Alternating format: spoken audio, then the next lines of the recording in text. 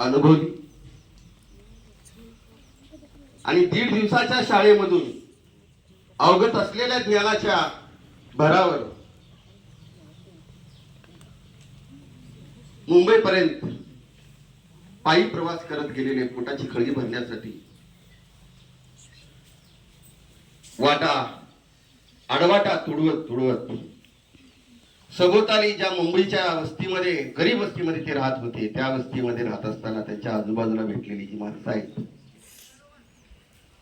त्या काळी जो समाज होता तो समाज अतिशय भयाव परिस्थिती त्या समाजामध्ये होती. पोटाची आग भागवण्यासाठी संघर्षमय जीवन अण्णाभाऊने अनुभवलं. आजूबाजूला असणारी जी त्यांची गरीब वस्तीतली माणसं होती ती सुद्धा जगण्यासाठी कसं तडफडत होती. ती तडफडत असलेली माणसं भुकेसाठी जगणं किती अवघड असतं हे अण्णाभाऊच्या व्यक्तिमत्वातून रशियापर्यंत ज्यांनी आपल्या साहित्याच्या माध्यमातून दाखवून दिलं.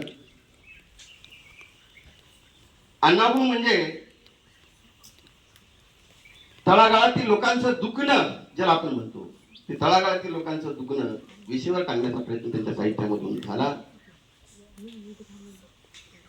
खरं म्हणलं तर त्यांना मरणोत्तर साहित्यरत्न पुरस्कार दिला पाहिजे.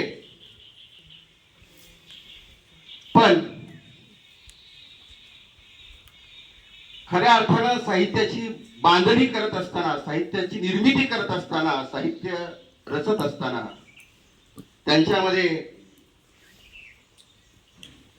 जी बौद्धिक क्षमता होती जी विद्वत्ता होती ही विद्वत्ता त्यांनी समाजाच्या कामी आणलं आणि त्या रडक्या समाजाला पडक्या समाजाला उभा टाकण्यासाठी अनेक नायक त्यांच्या साहित्यामध्ये आपल्याला पाहायला मिळतात.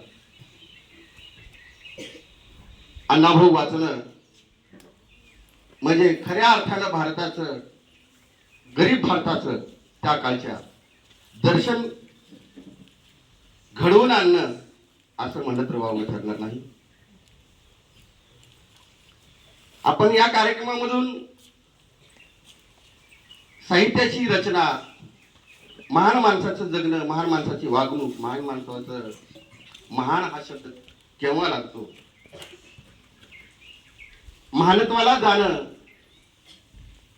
हे किती अवघड काम असतं याचं दर्शन या महान माणसाच्या चारित्र्यामधून आपल्याला दिसतं आणि तेच आपल्याला ऐकायचं आहे. इथं उपस्थित असलेले प्रमुख पाहुणे ते तुम्हाला सांगणार आहेत.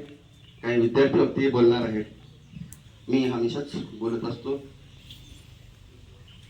प्रास्ताविकामध्ये एवढंच बोलून मी माझ्या विषयाला विराम देतो. जय हिंद.